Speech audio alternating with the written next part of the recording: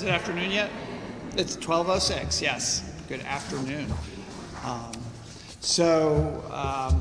Last year we did this at the Chesapeake Arts Center, and it's really great being here at Wiley Bates Legacy Center because there's a lot of history here and a lot of amazing work has been done here. But I just want to say what I've said. If you've gotten a grant and come to this thing before, it's probably the same thing, which is I love you guys, I love the work that you do, and I love the fact that we were able to bring this grant program back when we came in, and then we were able to grow it with some federal help, and then we were able to maintain it. This year, holding it at $2 million was kind of a challenge with the budgeting process, and so that felt really good to me. Unfortunately, there were $5 million worth of applications that we got, and there were, $2 million to fund. I think there were 125 applications, I'm feeling we're 5.5 years in, got 2.5 years to go, and 6.5 years, however the math works. 2.5 years to go, I know that part. In fact, Jeff could tell you exactly how many days we have left every day. And we're now at the point where we've set in place some really transformative things. And those things, we have 2.5 years to institutionalize them so that they'll be really hard to take away and change. And the work that you all do, you're doing the same thing in your nonprofit organizations, as you're trying to take whatever resources you can get now to build for the future. Usually I know it's month to month, just trying to make payroll and pay the bills. But one of the institutional things that we'll be able to leave with is the nonprofit center based at Crownsville and all the great work going on at Crownsville. And I think that will become permanent. I'd be shocked if any county executive would dare to mess with either Crownsville or the nonprofit center. Let's, fingers crossed, but elect the right people. But the reliance on the nonprofits to do a lot of the work that especially in health and human services and fighting poverty and child poverty, and it's become really clear. I think it was clear during COVID.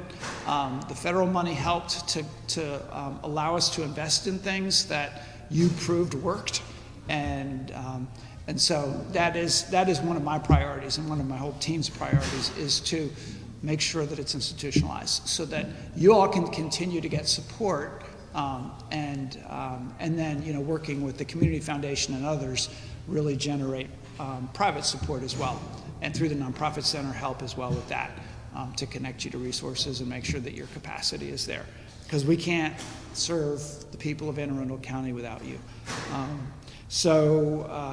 I am going to bring up Isaac, who's going to just say a few welcoming words about Wiley Bates, and then Aaron Karpowitz will come up, and then we will call all of you up, and we'll take a big old picture with the big old check. Welcome. My name is Isaac Vineyard. I'm the Executive Director here at the Wiley H. Bates Legacy Center, so it is my joy to get to welcome you all here to this incredible institution. I don't know if you know much about the Legacy Center, but I'll just tell you really briefly that we exist to preserve and tell the story of Mr. Wiley H. Bates and then Wiley H. Bates High School, which was the only secondary school for African Americans in the entire county for 33 years. And it was made possible because of this man, Wiley H. Bates, who I always like to give just a little nearby nugget of history. So in 3 days, we will be celebrating the 127th anniversary of Wiley H. Bates being elected as alderman in the city of Annapolis. And that is an incredible thing.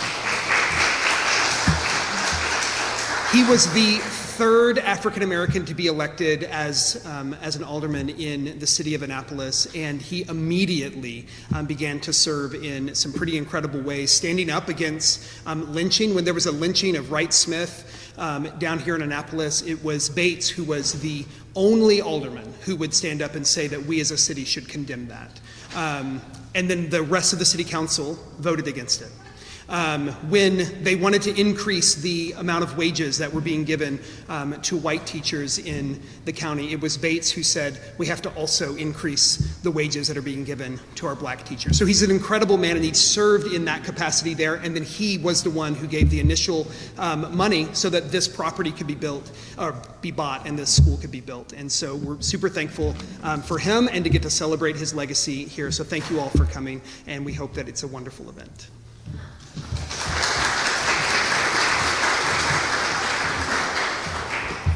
And Aaron, who I think you all know, Director of Arundel Community Development Services, is going to come up because they manage this grant program.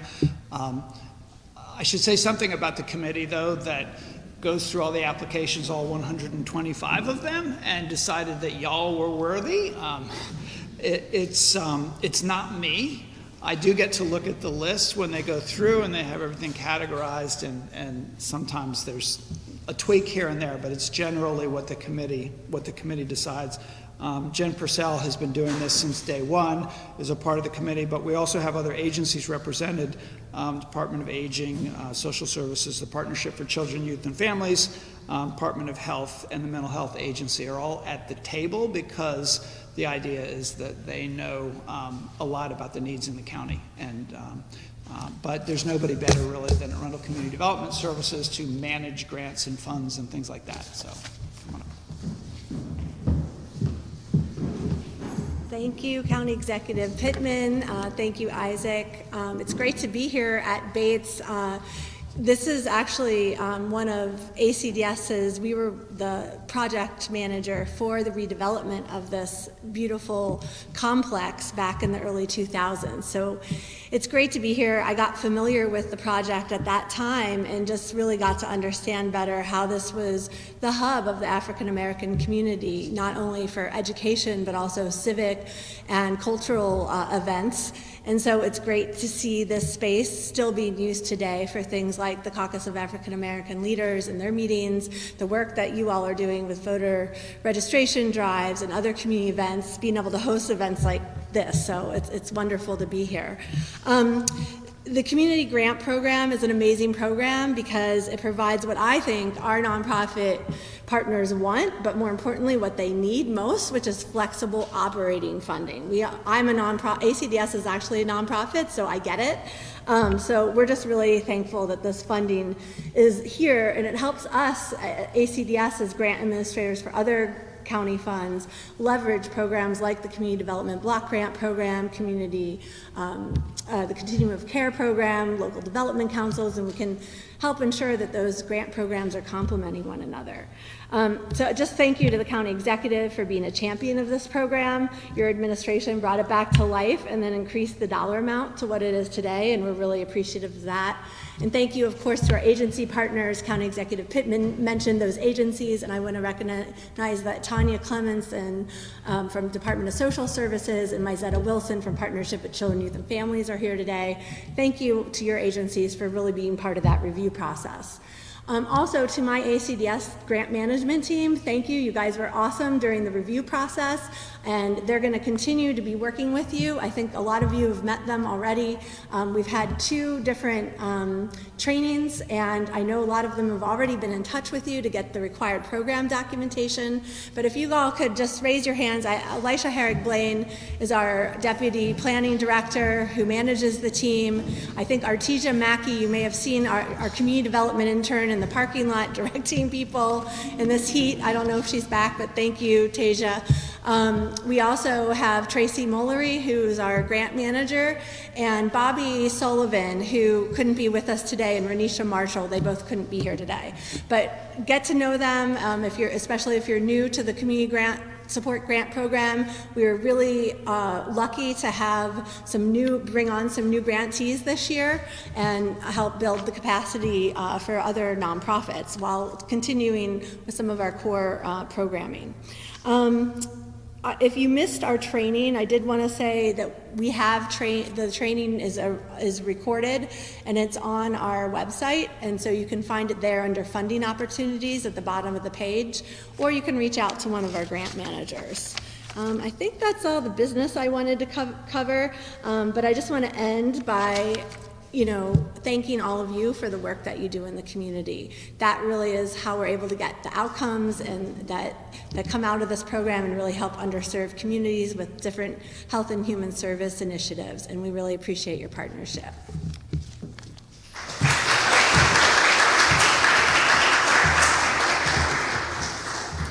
So I think the best thing for me to do is to read off the name of each organization, and I know many of you are not here.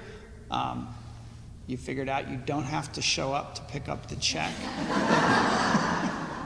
but many of you are. So as I read your organization, if you are here, come on up because we're about to take a picture with a very large $2 million check. Is it $2 million check? Is that what we have? Yes. Okay. Unfortunately, you don't each get a $2 million check, but Accessible Resources for Independence, Inc., American Red Cross, Annapolis All-Stars. It's good hearing these names of these organizations, too. For me, I get chills, some of them, because of our history with them. Annapolis Immigration Justice Network, all right. And you can clap for the ones that are here.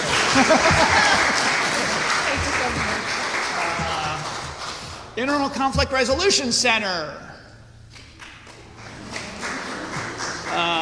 Anne Arundel County CASA. Anne Arundel County Literacy Council. All right. Arundel House of Hope. All right. Assistance League. All right. Autism Society of Maryland. All right. Banneker Douglas Museum Foundation. Bella McRae. Blacks of the Chesapeake. Come on. Blessed in Tech Ministries. Boys and Girls Club of Annapolis and Anne Arundel County. Center of Help or Centro de Ayuda. Es mejor decir en español, ¿sí? Charting Careers. All right. Chase Your Dreams Initiative. Chesapeake Arts Center. CRAB, Chesapeake Regional Accessible Boating. Not here. This is a long list, sorry guys, but these are great organizations. Coalition for Public Safety Training in Schools. All right. Community Foundation of Anne Arundel County. Club 164. Cool place if you haven't been. DSAMD, Chesapeake Down Syndrome Parent Association. Empowering Believers Church.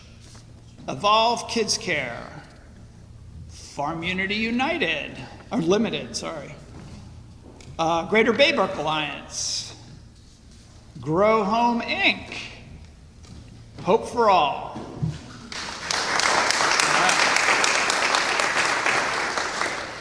International Hispanic Soccer League of Maryland. Joy Reigns Lutheran Church. All right. Kind Inc. Kingdom Care. No clap if you don't show. Langton Green. Laurel Advocacy and Referral Services. Laurel Multi-Service Center.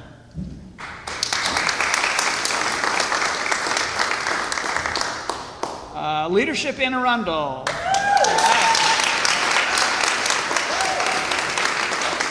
Leading by Feeding. Luminous Network, Inc. Main Street Housing. Marshall Hope Corporation. Maryland Reentry Resource Center. Come on up.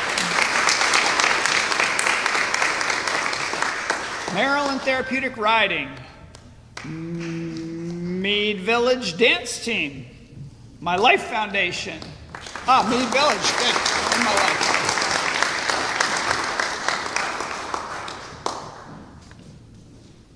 National Alliance on Mental Illness, NAMI. You say NAMI. New Kingdom Faith Christian Church.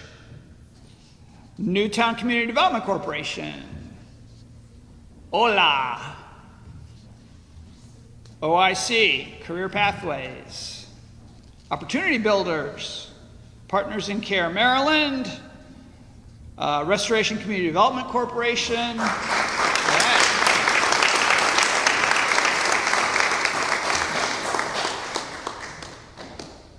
Rebuilding Together, Rise and Shine, Seeds for Success, Senior Dog Sanctuary,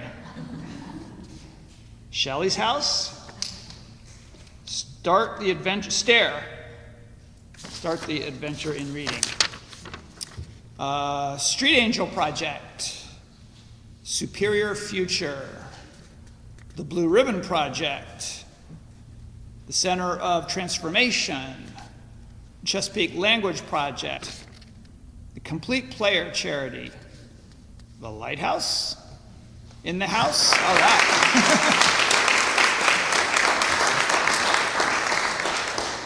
I think the Wiley Bates Legacy Center is here. The Y of Central Maryland, Treehouse Project. All right.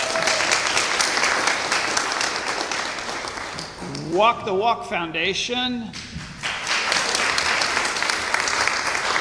And last but not least, we're on the W's, Woods Community Center.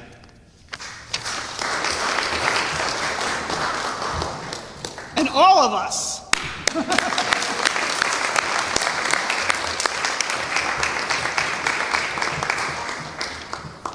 What? Oh, Annapolis Pride. Okay. All right. Did I miss anybody else? I'm sure they're the ones that, should have gotten funded, maybe should have gotten funded, but fortunately they didn't come to say so. It's terrible saying no to people, but we got to say yes to all of you. So we're going to do a picture. Should we step in front of the podium? Sure, yeah.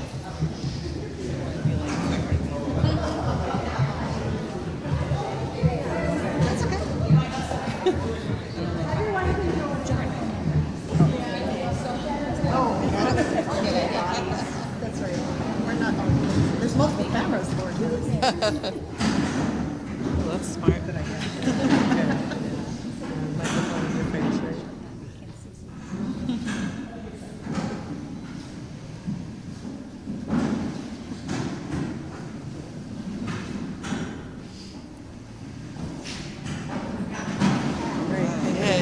Thanks, everybody. Thank you. Thanks for the money. Thank you. Thanks a lot. Thank you very much. Nice to see you.